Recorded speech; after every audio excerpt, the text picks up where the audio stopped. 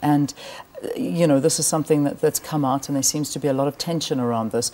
The SACP, some of the alliance partners, they are not happy with the Gupta family here in South Africa, the relationship with the president, and, of course, doing business here in South Africa. What is your position when it comes to the Gupta family and their position here in South Africa? Well, the Freedom Charter says that South Africa belongs to all who live in it. Now, maybe we must change the narrative a bit, leave the fact that these allegations that the Guptas are aligned to the president or to some people in the ANC. The question should be, what is their contribution to the economy of the country? And maybe one of the sins, well, I'm not a friend of the Guptas. I'm a friend of the ANC. I'm a member of the ANC.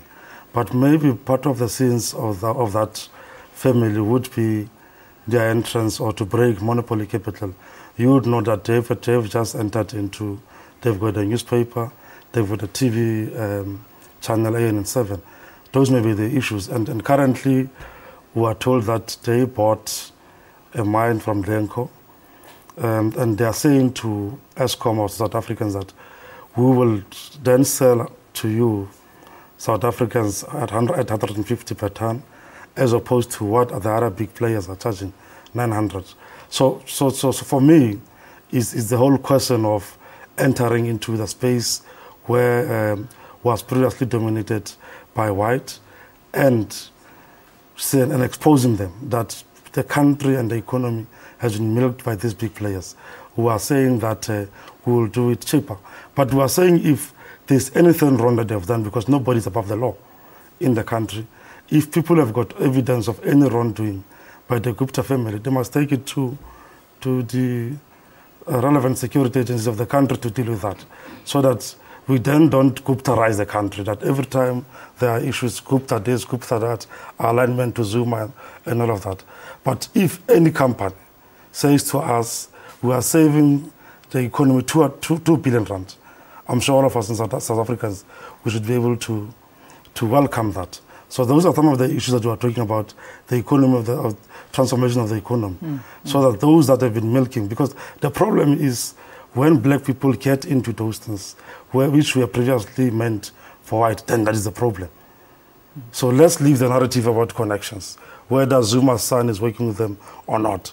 But if they are able to give us coal at a cheaper price and ensure that there's no longer load shedding, and when we are charged 900 rand per ton by Exaro and all of those people, and we have been charged 150. So we should look at these things positively. But the problem is that some powers of the economy should be locked and be for certain people, which is the narrative that we must change. And even allegations that they have influence in appointment of government ministers. Does this not worry you? Well, from what we know is that the ANC officials meet with the president and process the issues of appointment of ministers. So there is no way that a family, a Maine family or a Gupta family can appoint ministers. Those are, from my view, are just allegations, and people are hell-bent at undermining and making sure that everything that is done by the ANC, those who are counter-revolutionary forces, to say it is because XYZ, because the ANC, the current leadership of the ANC and the current generation of membership of the ANC is that want to transform the economy. Because now we are touching on that, all sorts of things will be said. So we don't think that the Guptas has influence on who becomes the minister. That is the prerogative of the ANC.